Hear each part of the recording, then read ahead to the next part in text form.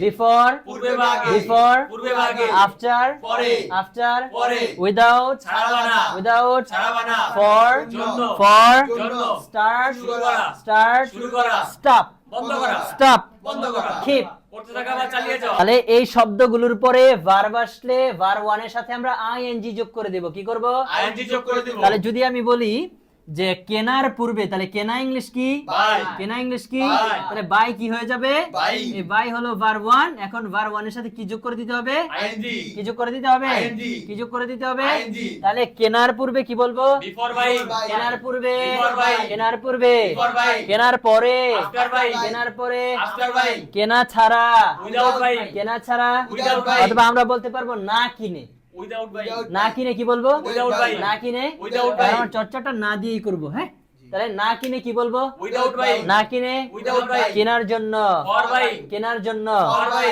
কেনা শুরু করো স্টার্ট বাইং কেনা শুরু করো স্টার্ট বাইং কেনা বন্ধ করো স্টপ বাইং কেনা বন্ধ করো স্টপ বাইং কিনতে থাকো কিপ বাইং কেনা চালিয়ে যাও কিপ বাইং তাহলে চালিয়ে যাওয়া বা করতে থাকা তাহলে আমরা করতে থাকাটা নিব কেনা হয়ে যাবে কিনতে থাকো ওকে এবার আমরা আরেকটা ভার্ব নেই এখন যদি ইট হয় তাহলে ইট হয়ে যাবে কি ইটিং ইট হয়ে যাবে Eating. ইট হয়ে যাবে Eating. তাহলে খাওয়ার পূর্বে কি বলবো বিফোর ইটিং খাওয়ার পূর্বে Before eating. সবাই একটু বলেন আমাদের সাথে যারা দেখছেন খাওয়ার পূর্বে বিফোর ইটিং খাওয়ার পূর্বে Before eating. খাওয়ার পরে আফটার ইটিং খাওয়ার পরে আফটার ইটিং খাওয়ার পরে আফটার ইটিং খাওয়ার পরে After eating. না খেয়ে উইদাউট না খেয়ে উইদাউট ইটিং না খেয়ে Without eating. খাওয়ার জন্য ফর ইটিং খাওয়ার জন্য For eating. খাওয়ার জন্য ফর ইটিং খাওয়া শুরু করো Start eating. খাওয়া শুরু করো Start eating. খাওয়া শুরু করো স্টার্ট ইটিং খাওয়া বন্ধ করো স্টপ ইটিং খাওয়া বন্ধ করো Stop eating. খাওয়া বন্ধ করো স্টপ ইটিং খেতে থাকো কিপ ইটিং খেতে থাকো কিপ ইটিং খেতে থাকো Keep eating. তাহলে রাইট হবে কি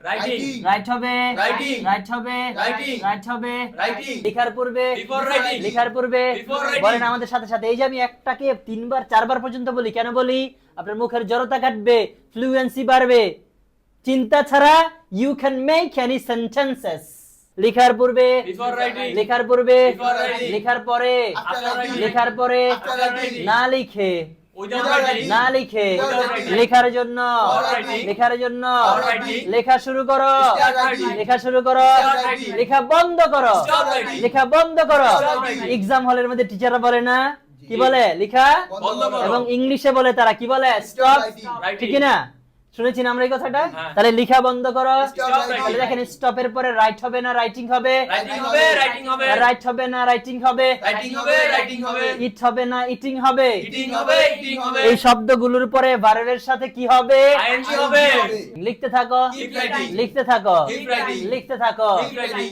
বোঝা যায় জি খাওয়ার পূর্বে ইংলিশ কি বিফোর ইটিং খাওয়ার পূর্বে Before eating. খাওয়ার পূর্বে Before eating. এই যে খাওয়ার পূর্বে বিফোর ইটিং এতটুকু বলে কিন্তু আমরা ক্ষান্ত থাকি না এটার সাথে আরেকটা বাক্য আমরা বলবো তাহলে পরিপূর্ণ হবে বাক্যটি যেমন আমি বললাম খাওয়ার পূর্বে আমি আমার হাত ধৌত করি খাওয়ার পূর্বে আমি আমার হাত ধৌত ধৌত করি করি। তাহলে বিফোর ইটিং পরে একটা পরিপূর্ণ বাক্য হবে যেমন I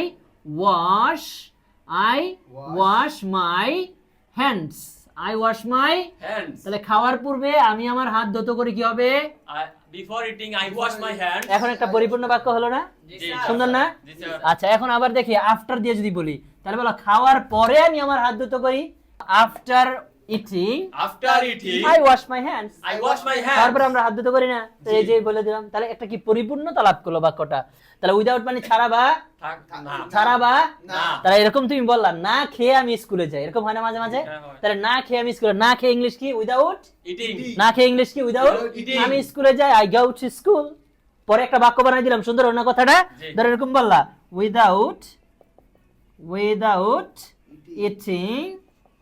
eating I go to school হতে পারে না জি এই হয়ে গেল অর্থাৎ না খেয়ে আমি স্কুলে স্কুলে যাই যাই।